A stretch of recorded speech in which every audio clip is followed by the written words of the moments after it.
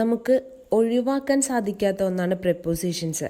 കാണുമ്പോൾ വളരെ ചെറുതാണെങ്കിലും കുറച്ച് കുഴപ്പിക്കുന്ന തരത്തിലാണ് പ്രപ്പോസിഷൻസ് എപ്പോഴും ക്വസ്റ്റ്യൻസ് കാണാറ്. ഇന്ന് നമ്മൾ ഡിസ്കസ് ചെയ്യുന്നത് in, into, onto, between, among, beside, besides എന്നീ പ്രപ്പോസിഷൻസ് തമ്മിലുള്ള ഡിഫറൻസ് ആണ്. ആദ്യം നമുക്ക് ഇൻ ടു നോക്കാം. ഇൻ എന്ന പ്രപ്പോസിഷനെ കുറിച്ച് നമ്മൾ ഡീറ്റെയിൽ ആയിട്ട് ഡിസ്കസ് ചെയ്തതാണ്. ഇവിടെ നമ്മൾ ഇൻ ടു എന്ന പ്രപ്പോസിഷൻസുകൾ തമ്മിലുള്ള വ്യത്യാസത്തെക്കുറിച്ചാണ് പറയുന്നത്. സാധാരണ ഉള്ളിൽ, അകത്ത് എന്ന അർത്ഥത്തിലാണ് ഇൻ ഉപയോഗിക്കുന്നത്. എന്നാൽ ഇൻ ടു എന്ന് പറയുമ്പോൾ അങ്ങോട്ടുള്ളൊരു മൂവ്മെന്റ് കൂടി കാണിക്കുന്നുണ്ട്. കുറച്ചുകൂടി ഈസി ആയിട്ട് പറഞ്ഞാൽ ഉള്ളിലേക്ക് പ്രവേശിക്കുക എന്ന അർത്ഥത്തിലാണ് നമ്മൾ ഇൻ ടു ഉപയോഗിക്കുന്നത്. ഉദാഹരണത്തിന് Pachu is in the park എന്ന് പറയുമ്പോൾ പാച്ചു പാർക്കിന്റെ അകത്താണ്, ഒരു ബൗണ്ടറിക്കുള്ളിൽ. ഇനി Pachu is going into the park എന്ന് പറയുമ്പോൾ അവിടെ കാണിക്കുന്നത് പാച്ചു എന്ന വ്യക്തിയുടെ ഒരു മൂവ്മെന്റ് കൂടിയാണ്. പാച്ചു പാർക്കിലേക്ക് പോകുന്നു എന്ന അർത്ഥത്തിൽ. അപ്പോൾ ഇൻ എന്ന് പറയുമ്പോൾ അകത്തെന്ന അർത്ഥത്തിലും ഇൻ ടു എന്ന് പറയുമ്പോൾ അങ്ങോട്ടുള്ള ആ മൂവ്മെന്റ് കൂടിയാണ് കാണിക്കുന്നത്. ഓരോ സെന്റൻസ് കൂടി നോക്കാം നമുക്ക്. The pen is in the box. The pen is in the box. ആ പെൻ ബോക്സിന്റെ അകത്താണ് എന്ന അർത്ഥത്തിലാണ് അല്ലേ. He threw the letter into the fire. He threw the letter into the fire. അവൻ കത്ത് തീയിലേക്ക് എറിഞ്ഞു. അവൻ കത്ത് തീയിലേക്ക് എറിഞ്ഞു. കണ്ടോ, ഇവിടെ ഇൻ ടു ചേർക്കുമ്പോൾ ലെറ്ററിന്റെ ആ മൂവ്മെന്റ് കൂടിയാണ് കാണിക്കുന്നത്. ഇതുപോലെ തന്നെയാണ് ഓൺ ടു എന്നിവ തമ്മിലുള്ള വ്യത്യാസം. ഓൺ എന്ന് പറയുമ്പോൾ ഒരു വസ്തുവിന്റെ മൂവ്മെന്റ് ഒന്നും കാണിക്കുന്നില്ല, മുകളിൽ എന്ന അർത്ഥത്തിലാണ് നമ്മൾ ഉപയോഗിക്കുന്നത്. I kept the book on the table. ഇവിടെ ബുക്ക് ടേബിളിന്റെ മുകളിൽ വച്ചു. ടേബിളിന്റെ മുകളിൽ വെച്ചു എന്ന് മാത്രമാണ് അർത്ഥം, അല്ലാതെ ബുക്കിന്റെ മൂവ്മെന്റ്സ് ഒന്നും ഇവിടെ കാണിക്കുന്നില്ല. എന്നാൽ ഓൺ ടു എന്ന് പറയുമ്പോൾ അവിടെ മൂവ്മെന്റ് കൂടി കാണിക്കും. നേരത്തെ ഇൻ ടു പറഞ്ഞതുപോലെ തന്നെ onto. The cat jumped onto the roof. The cat jumped onto the roof. പൂച്ച ആ റൂഫിന്റെ മുകളിലേക്ക് ചാടി. കണ്ടോ, ഇവിടെ ആ ക്യാറ്റിന്റെ മൂവ്മെന്റ് കൂടി കാണിക്കുന്നുണ്ട് ഓൺ ടു ഉപയോഗിക്കുമ്പോൾ. The book is lying on the table.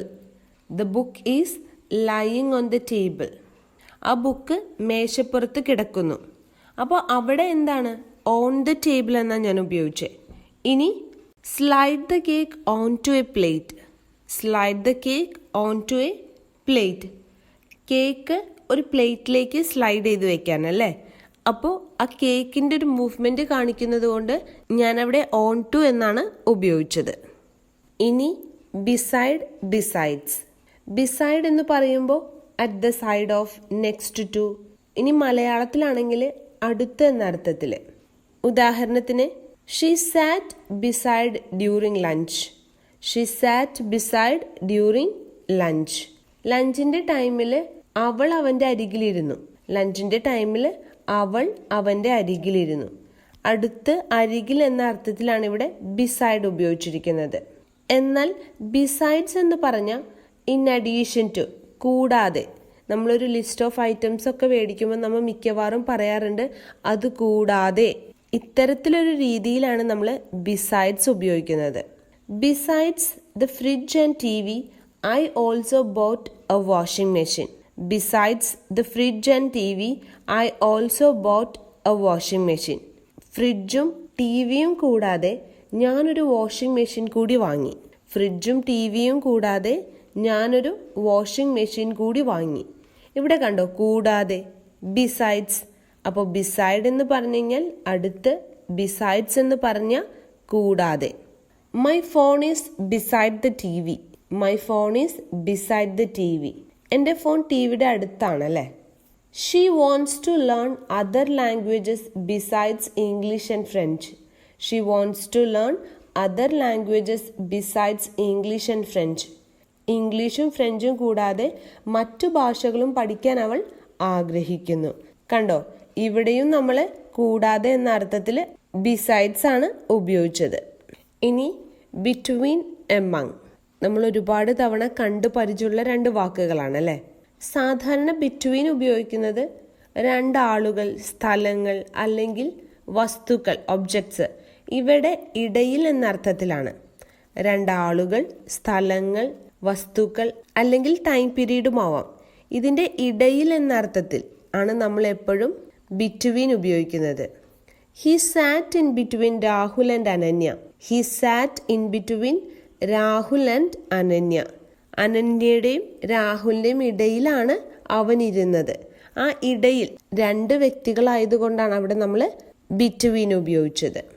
ഇനി എമംഗ് ആണെങ്കിൽ രണ്ടിൽ കൂടുതൽ അല്ലെങ്കിൽ ഒരു കൂട്ടം ആളുകളോ വസ്തുക്കളോ സ്ഥലങ്ങളോ എന്ത് വേണമെങ്കിലും രണ്ടിൽ കൂടുതലാണെങ്കിൽ അവിടെ നമ്മൾ എമംഗ് ആണ് ഉപയോഗിക്കുന്നത്. I SAT among the other students. I SAT among the other students. മറ്റുള്ള കുട്ടികളുടെ ഇടയിൽ ഇരുന്നു. അപ്പോൾ എമംഗ്, ബിറ്റ്വീൻ എന്ന് പറയുമ്പോൾ അർത്ഥം ഇടയിൽ എന്ന് തന്നെയാണ്. രണ്ട് വസ്തുക്കളുണ്ട്, രണ്ട് ആളുകളുണ്ട്. ഇത്തരത്തിൽ രണ്ടെണ്ണത്തിൻ്റെ ഇടയിലാണെങ്കിൽ അവിടെ നമ്മൾ ബിറ്റ്വീനും, ഇനി രണ്ടിൽ കൂടുതൽ അല്ലെങ്കിൽ ഒരു കൂട്ടത്തിൻ്റെ ഇടയിൽ എന്ന് കാണിക്കാനാണ് നമ്മൾ എമംഗ് ഉപയോഗിക്കുന്നത്. They lived in India between 2008 and 2010. They lived in India between 2008 and 2010. 2008-നും 2010-നും ഇടയിൽ അവർ ഇന്ത്യയിൽ താമസിച്ചിരുന്നു. കണ്ടോ, ഇവിടെ രണ്ട് ടൈം പീരീഡാണ് പറയുന്നത്, അതുകൊണ്ട് ബിറ്റ്വീൻ ഉപയോഗിച്ചു. Radhika divided the cake among the 5 children.